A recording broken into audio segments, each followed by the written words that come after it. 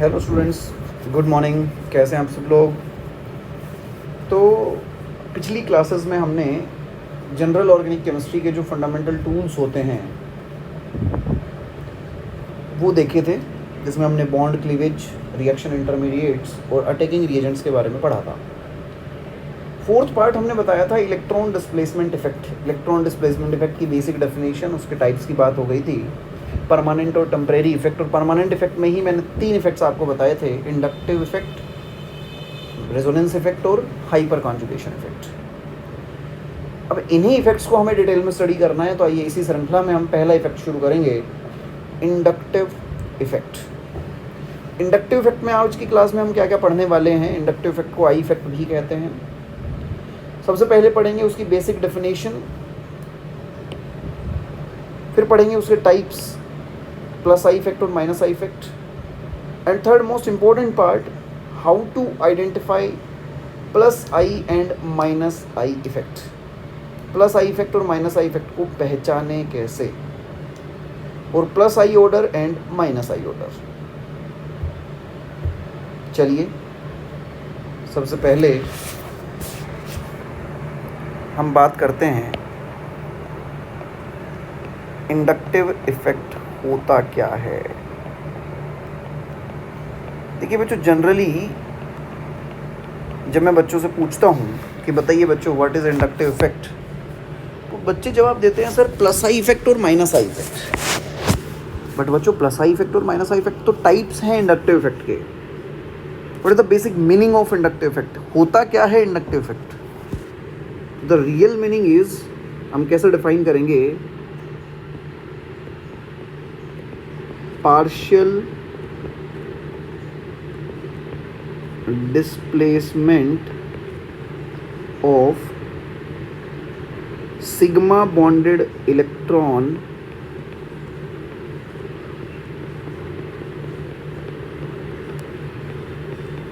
from less electronegative end to more electronegative end due to electronegativity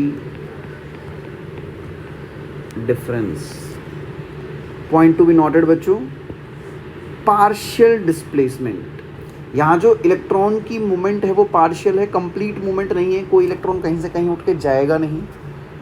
sigma bond के along electron move करेंगे, sigma bonded electron move करेंगे from less electron negative end to more electron negative end due to electron negativity difference.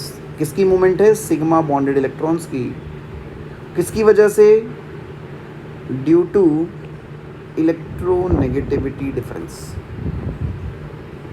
या एक और definition हम बोल सकते हैं, polarisation of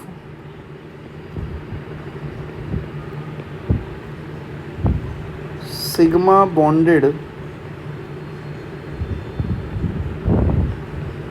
system due to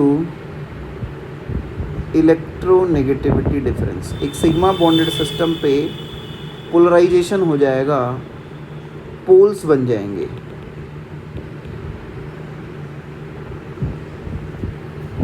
poles बन जाएंगे बच्चों, पॉजिटिव पोल और नेगेटिव पोल। किसकी वजह से? इलेक्ट्रोनेगेटिविटी डिफरेंस की वजह से।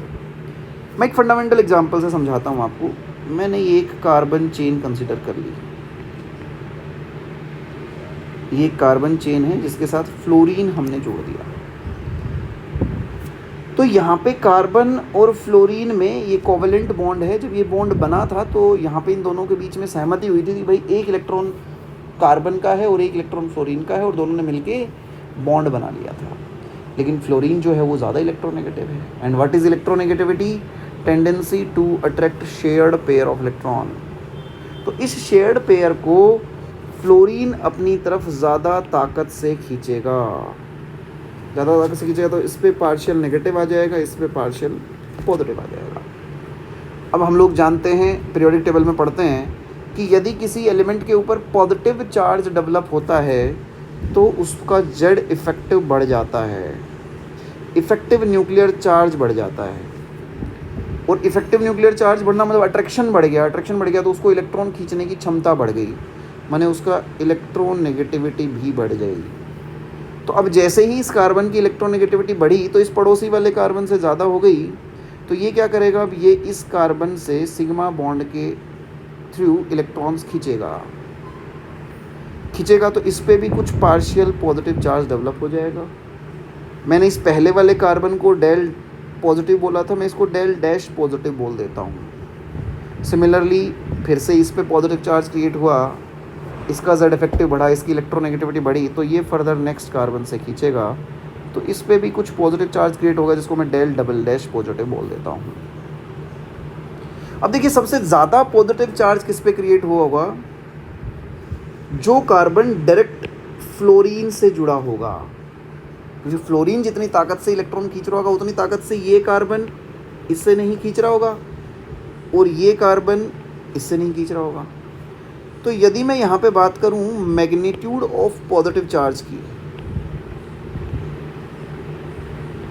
मैग्नीट्यूड ऑफ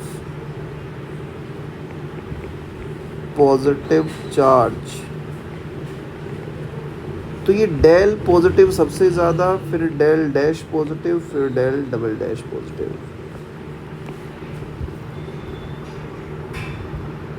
इस बात को एक प्रैक्टिकल एग्जांपल से समझाता हूँ। मान लीजिए 10 बच्चे एक लाइन में खड़े हैं और सामने से मैंने पहले वाले बच्चे को धक्का दिया, तो मेरा सबसे ज़्यादा धक्का किसको लगा होगा, पहले वाले बच्चे को। अब उससे थोड़ा सा प्रेशर आगे बढ़ा होगा, फोर्स आगे गया होगा, तो दूसरे बच्चे को भी थोड़ा सा लगा होगा, तीसरे को लगा होगा, 10वें बच्चे तक तो पता भी नहीं पड़ेगा कि किसी ने धक्का दिया था। इसका मतलब जैसे जैसे डिस्टेंस बढ़ रहा है तो जो मैंने इधर से फोर्स लगाई थी उसका इम्पैक्ट कम होता जा रहा है। तो सिमिलरली यहाँ भी आपने देखा कि जैसे जैसे इलेक्ट्रॉन नेगेटिव एटम से डिस्टेंस बढ़ रहा है वैसे वैसे पॉजिटिव चार्ज का मैग्नीट्यूड कम हो गया है। इससे मैं क्या कंक्लूड कर सकता हूँ कि ये जो इंडक्टिव इफ़ेक्ट है ये एक डिस्टेंस डिपेंडेंट इफ़ेक्ट है।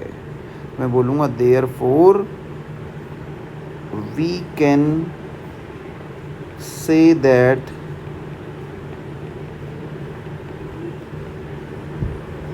Inductive effect is distance dependent effect. और डिस्टेंस पे भी कैसे डिपेंड कर रहा है, डायरेक्टली या इनडायरेक्टली या inversely.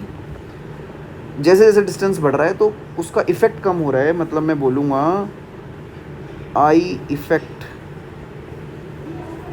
Inversely proportional to distance. Distance बढ़ेगा तो आई इफेक्ट कम होगा। एक और ख़ास बात कि ये जो इफेक्ट लगेगा ये 3 से 4 कार्बन तक ही काम करेगा। तो मैं ये बोलूँगा its effect is observed up to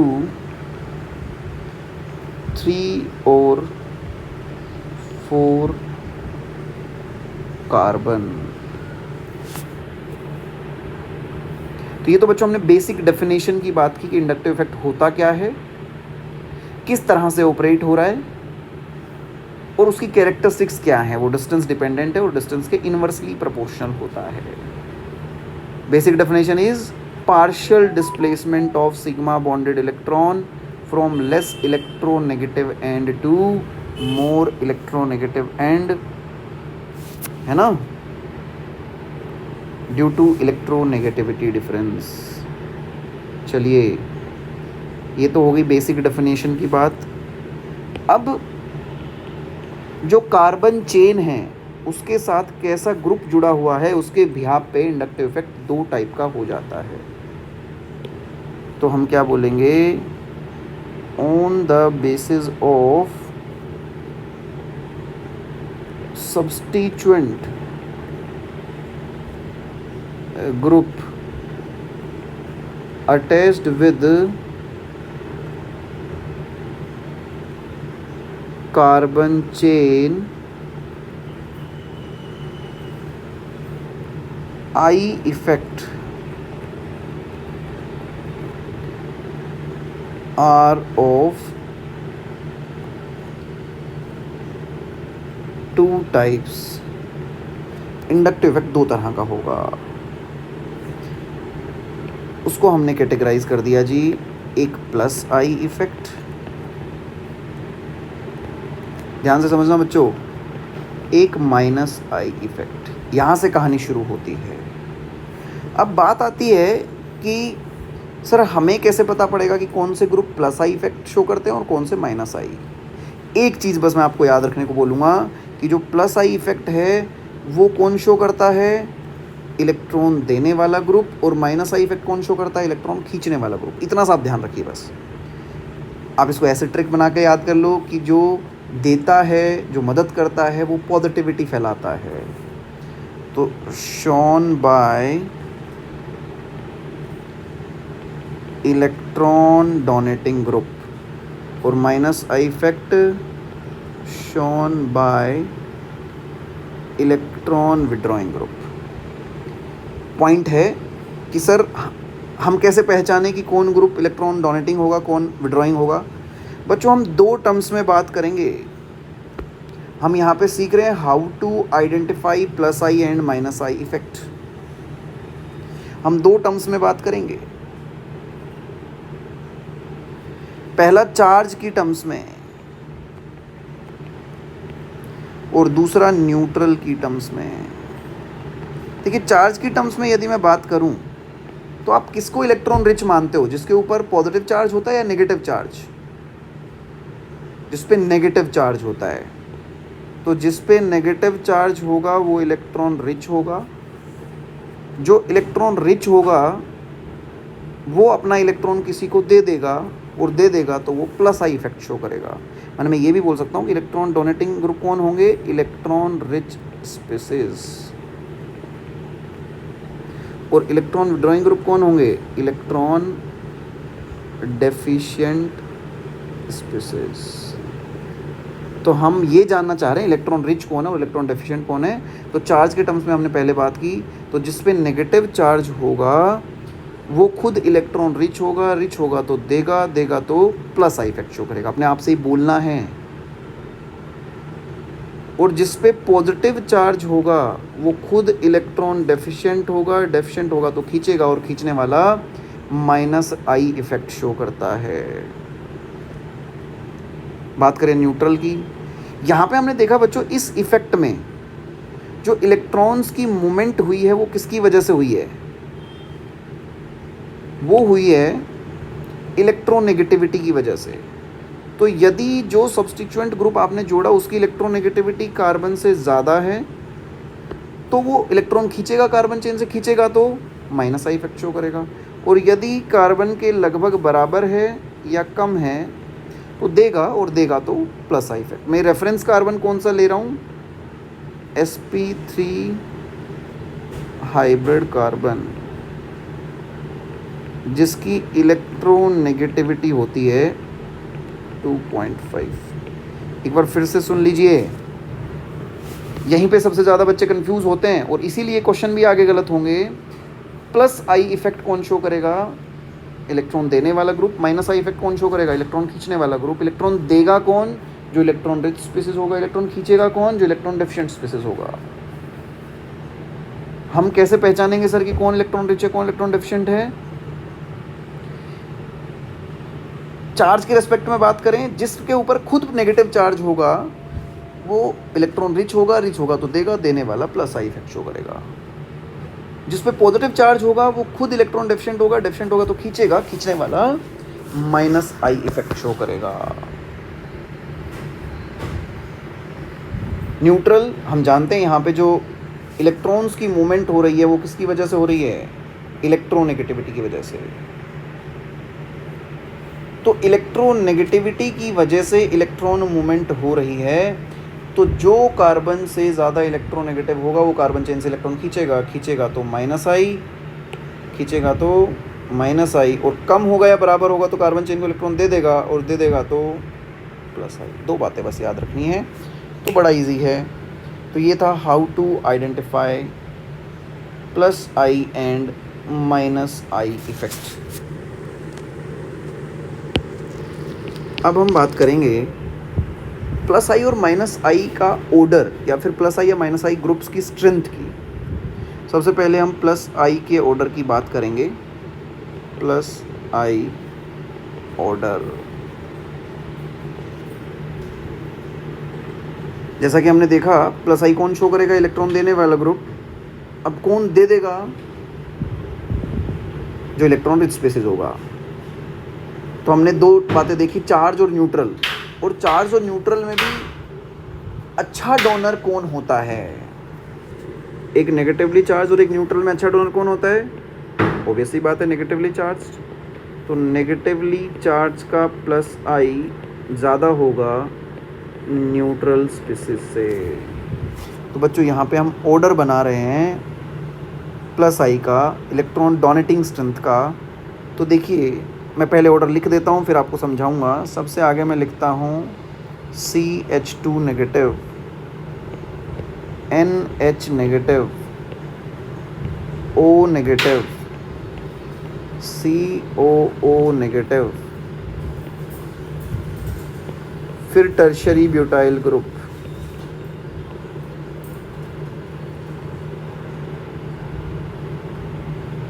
फिर आइसोप्रोपाइल ग्रुप, फिर इथाइल ग्रुप, फिर मिथाइल ग्रुप में सबसे पहले CT3, फिर CD3, फिर CH3, फिर T, फिर D, फिर H। H को हम रेफरेंस लेते हैं, H का इंडक्टिव इफेक्ट हम 0 मानते हैं। तो जैसा कि हमने कहा कि हम प्लस आई का ऑर्डर देख रहे हैं और प्लस आई के ऑर्डर में नेगेटिव और न्यूट्रल में नेगेटिवली चार्ज का प्लस आई इफेक्ट ज़्यादा होता है। तो सबसे पहले हमने नेगेटिव वालों को रखा। अब नेगेटिव भी 4 रख दिए मैंने, कार्बन, नाइट्रोजन, ऑक्सीजन और COO नेगेटिव। पहले इन तीनों में देखिए नेगेटिव चार्ज तो तीनों में कॉमन है, तीनों के पास इलेक्ट्रॉन डेंसिटी है, एक्सेस में इलेक्ट्रॉन्स हैं। लेकिन कौन इजीली दे देगा और कौन नहीं देगा, ये डिपेंड करेगा उसकी देने की क्षमता, उसकी इलेक्ट्रॉन को होल्ड करने की क्षमता। और वो होता है इलेक्ट्रोनेगेटिविटी। जिसकी इलेक्ट्रोनेगेटिविटी ज़्यादा होगी वो अपना इलेक्ट्रॉन आसानी से नहीं छोड़ेगा तो उसका प्लस आई इफेक्ट भी कम होगा। तो यहाँ से यहाँ आप देखोगे इलेक्ट्रोनेगेटिविटी बढ़ेगी, और इलेक्ट्रोनेगेटिविटी बढ़ेगी तो इलेक्ट्रॉन डोनेटिंग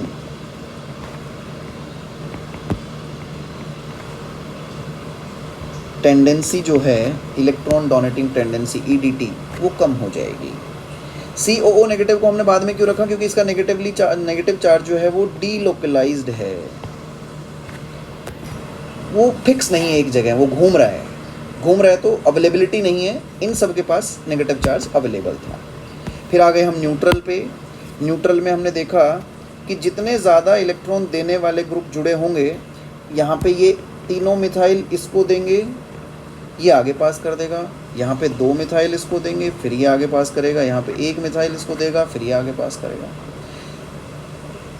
तो more will be the carbon, या मैं कह दूँ जितने इलेक्ट्रॉन देने वाले ग्रुप होंगे उतना ही प्लस आई इफेक्ट ज़्यादा होगा। फिर हम आ गए CT3, CD3, CH3। तो इसमें सबसे हम पहले हमने CT3 को लिखा, फिर CD3 को लिखा, फिर CH3 को लिखा। इसको समझाने के लिए मैं थोड़ा सा आउट ऑफ कॉन्टेक्स्ट जाके वाइब्रेशनल थ्योरी के बारे में आपको यहाँ पे बताऊँगा कि CT3, CH3 और CD3 में हम कैसे कंपेयर कर रहे हैं। आइए तो थोड़ा सा मैं लेके चलता हूँ आपको वाइब्रेशनल थ्योरी। देखिए वाइब्रेशनल थ्योरी क्या कहती है। Vibrational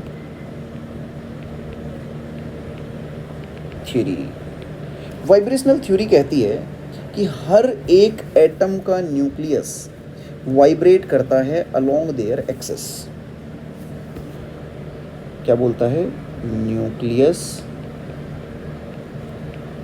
of an atom vibrates along their axis.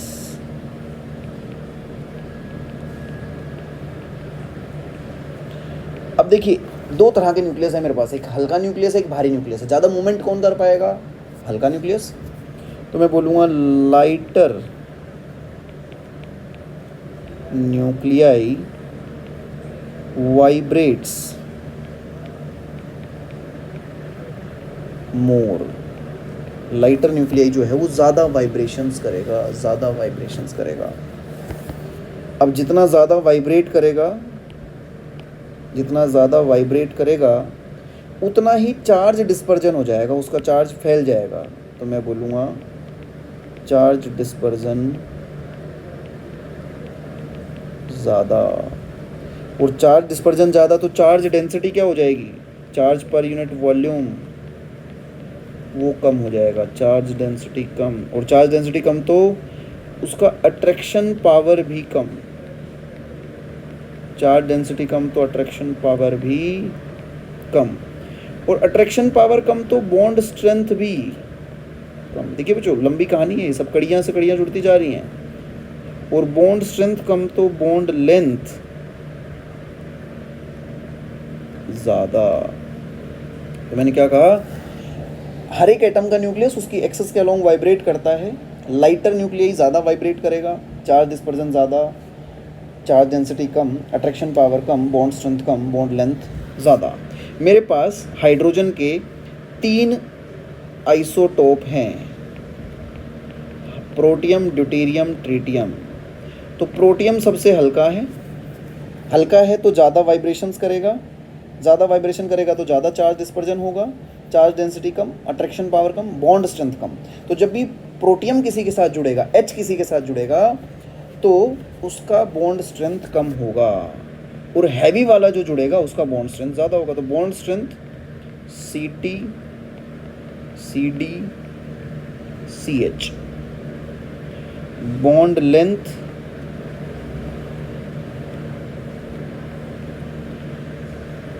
CH CD CT।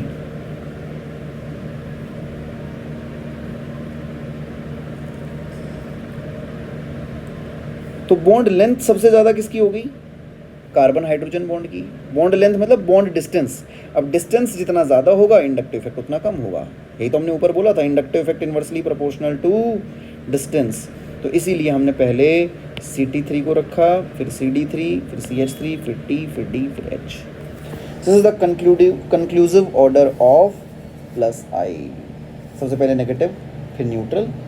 Negative में जिसकी इलेक्ट्रोनेगेटिविटी कम है उसको आगे रख दिया, फिर न्यूट्रल वाले को।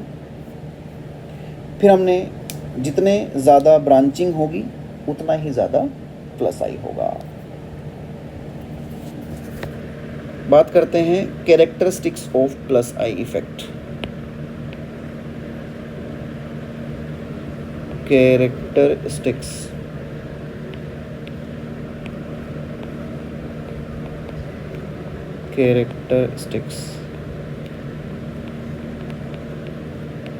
Of plus I effect.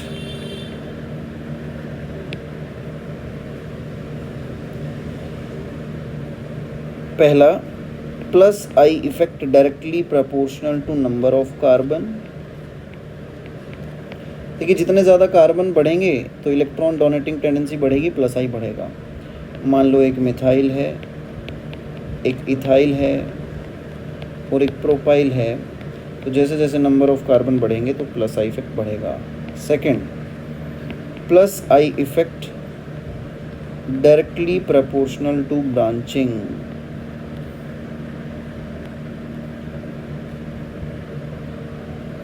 मान लीजिए 4 कार्बन है, एक 4 कार्बन की इस लीनियर चेन है,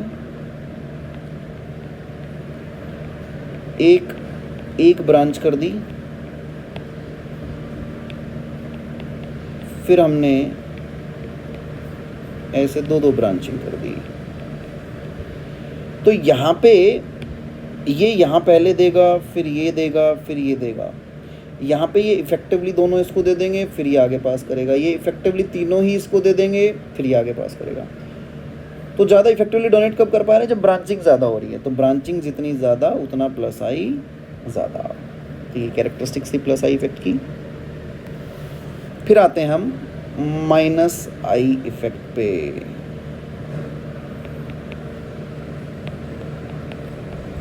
माइनस आई इफेक्ट का ऑर्डर देखेंगे।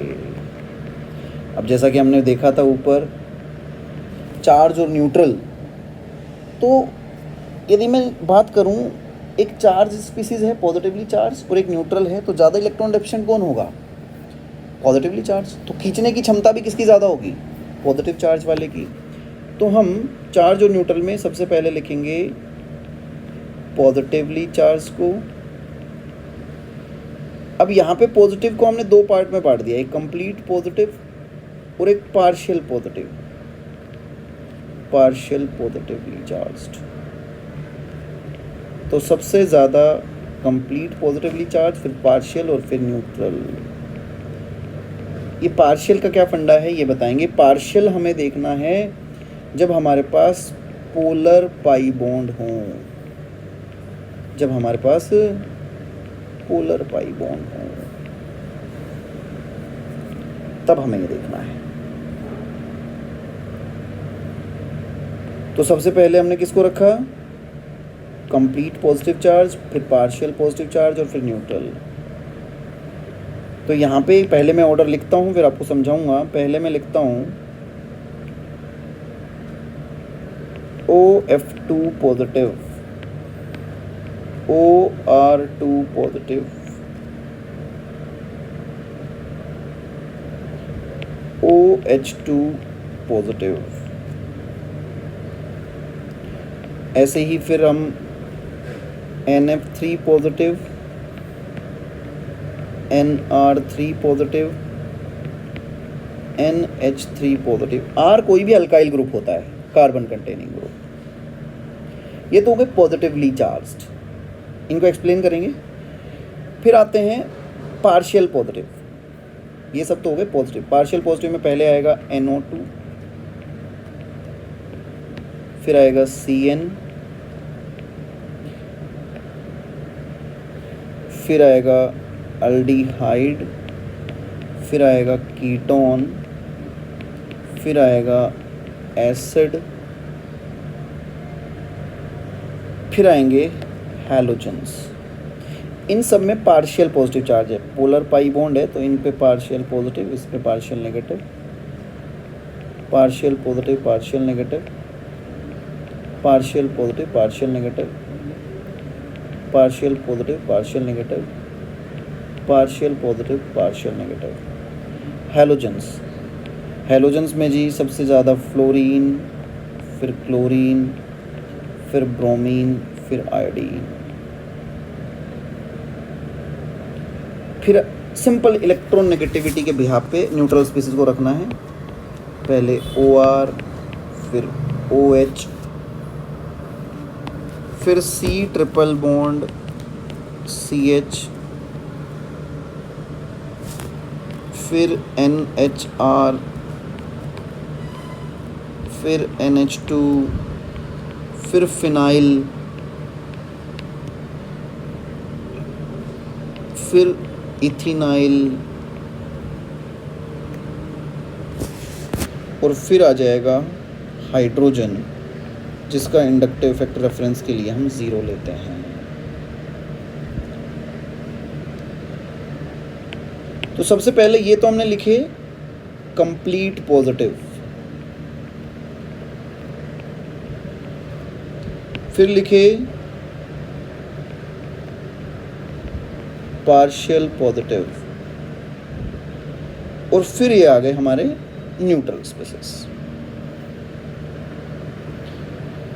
अब यहाँ पे समझिए, मैं ऊपर वाले इन पॉजिटिव पॉजिटिव को एक्सप्लेन करता हूँ। पॉजिटिव चार्ज एक ऑक्सीजन पे है और एक नाइट्रोजन पे है। तो ऑक्सीजन और नाइट्रोजन में ऑक्सीजन की इलेक्ट्रोनेगेटिविटी ज़्यादा होती है, तो वो ज़्यादा पावर से खींचेगा, इसलिए उसका माइनस इफेक्ट ज़्यादा है। OF2, OR2 और OH2 में OF2 फ्लोरीन है, फ्लोरीन ऑक्सीजन से सब्सिक्वेंटली और इलेक्ट्रॉन खींचेगा, पॉजिटिव चार्ज और ज़्यादा डेवलप होगा ऑक्सीजन के ऊपर, तो उसका माइनस इफेक्ट और बढ़ जाएगा। OR2 और OH2 पॉजिटिव में देख लीजिए, OR2 और OH2, इसमें इसका बॉन्ड एंगल ज़्यादा है, बल्कि ग्रुप होने की वजह से इसका बॉन्ड एंगल ज़्यादा है OR2 का, और बॉन्ड एंगल ज़्यादा होता है तो परसेंटेज एस करेक्टर ज़्यादा होता है, और परसेंटेज एस करेक्टर ज़्यादा होता है तो इलेक्ट्रोनेगेटिविटी ज़्यादा होती है, तो अट्रैक्शन ज़्यादा होता है। इसलिए कभी भी R ग्रुप हो और H हो तो R ग्रुप वाले का खींचने की पावर ज़्यादा होगी। इसलिए OR2 और OH2 में OR2 को लिखा, NR3 और NH3 में NR3 को लिखा, OR और OH में OR को लिखा, NHR और NH2 में NHR को लिखा। तो ये तो हमने बताया कंप्लीट पॉजिटिव वालों को, पहले ऑक्सीजन वालों को रखना है, फिर नाइट्रोजन वालों को, इनमें भी पहले फ्लोरीन, फिर R अल्काइल ग्रुप वाला, फिर हाइड्रोजन वाला। फिर आ गए हम पार्शियल पॉजिटिव। पार्शियल पॉजिटिव देखो यहाँ पे नाइट्रोजन पे पार्शियल पॉजिटिव, फिर यहाँ पे कार्बन पे, तो ये नाइट्रोजन है, ये sp हाइब्रिडाइज्ड कार्बन है, ये तीनों फिर sp2 हाइब्रिडाइज्ड कार्बन है। तो यहाँ भी इलेक्ट्रोनेगेटिविटी का ही एक ऑर्डर है, नाइट्रोजन की ज़्यादा, फिर sp हाइब्रिडाइज्ड कार्बन, फिर sp2 हाइब्रिडाइज्ड कार्बन जिस पे पार्शियल पॉजिटिव चार्ज है। फिर इलेक्ट्रोनेगेटिविटी, पहले हेलोजेंस को लिख दिया, अब बाद वालों की इलेक्ट्रोनेगेटिविटी में लिख देता हूँ। ये 3.5 वाले, ये 3.25 वाले, ये 3.0 वाले, ये sp2 हाइब्रिड कार्बन की होती है 2.75, 6 sp2 है, थोड़ी सी ज़्यादा मान लेता हूँ अंदाजे से 2.85, ये 2.75, और ये हाइड्रोजन की तो 2.1 होती है, इसका इंडक्टिव टर्म 0 लेते हैं। अब इसको याद रखने के लिए एक निमोनिक्स देखिए बच्चों, जो आपकी मदद करेगा। हम पहले इनको बोल देते हैं अमोनियम आयंस, ये सब हैं अमोनियम। ये एक नाइट्रो ग्रुप है, ये साइनो ग्रुप है, ये अल्डिहाइड ग्रुप है, ये कीटोन ग्रुप है, ये एसिड है, फिर ये हैलोजन, और फिर ऑक्सीजन, और फिर सिंपल इलेक्ट्रोनेगेटिविटी का ऑर्डर है। पहले ammonium, nitro, cyano, aldehyde, ketone, acid, halogen, oxygen. मैं इसको ऐसे याद रखता हूं,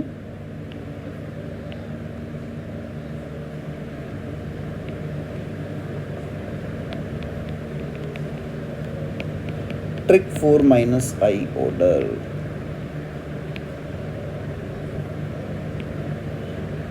ANC अल्का हो, ANC अल्का, ये दो वर्ड आप याद रख लीजिए, ANC अल्का। हेलोजन ऑक्सीजन तो मैंने बाद में ऐसे ही ऐड कर दिए, ANC अल्का। ज़्यादातर जो कन्फ्यूजन होती है बच्चों को वो इसी में होती है, ऊपर अमोनियम में और इनमें नाइट्रो, साइनो, अल्डिहाइड, कीटोन इनमें, बाकी तो इलेक्ट्रोनेगेटिविटी का ऑर्डर है। तो ANC अल्का हो। अब ये हमने देख ही लिया ऊपर, A4 ammonium,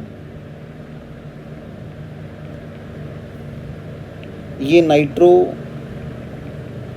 cyano, aldehyde, ketone, acid. तो -I ANC अल्का, A4 ammonium, N4 nitro, C4 cyano, Al4 aldehyde, K4 ketone, A4 acid. तो आप भूलोगे नहीं, जब क्वेश्चन में जब आएगा अलग अलग ग्रुप देके तो उसमें आपको कंफ्यूज होने की ज़रूरत नहीं पड़ेगी। तो ये था बच्चों -I का ऑर्डर। तो पहले हमने +I और -I पहचानना सीखा था, और फिर जब सारे ही -I ग्रुप हों, एक से ज़्यादा -I ग्रुप हों, एक से ज़्यादा +I ग्रुप हों, तो उनको हम कैसे कंपेयर करेंगे वो हमने सीखा। बोलो जी, यहाँ तक किसी को कोई दिक्कत? चलिए, एक मैंने ऊपर बात की कि परसेंटेज एस करेक्टर जितना ज़्यादा होता है उतना इलेक्ट्रोनेगेटिविटी ज़्यादा होती है। उसको मैं एक डेटा बेस्ड एग्जाम्पल से प्रूव कर देता हूँ। देखिए, एक sp हाइब्रिडाइजेशन है, एक sp2 है, एक sp3 है। परसेंटेज एस करेक्टर की बात करूं तो यहाँ 50%, यहाँ 33.3% और यहाँ पे 25%। और जब इनकी इलेक्ट्रोनेगेटिविटी देखी गई तो इसकी मिली 3.25, इसकी 2.75, इसकी 2.5। तो यहाँ से मैंने कंक्लूड किया कि जैसे जैसे परसेंटेज एस कैरेक्टर बढ़ेगा तो इलेक्ट्रोनेगेटिविटी बढ़ेगी।